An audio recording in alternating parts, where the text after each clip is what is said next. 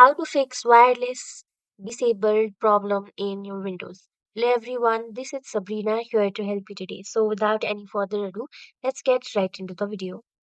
So first, go to your search bar and then simply search for ncpa.tpl. And you can also run this command in your run, open run, and then simply search for ncpa.cpl and then run the command. After that, you will land in this interface. Now, what you will have to do is in this Wi Fi section, right click, then simply click on connect/disconnect. And after the problem is fixed, you can go back to your normal work. But if it does not fix, right click again and then go to its properties.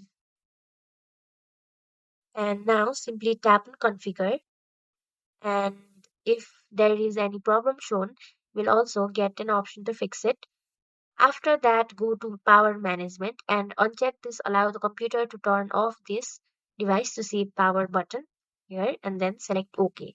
And now you are done. So that's it. Thank you for watching this video. Make sure to like, share and subscribe to our YouTube channel.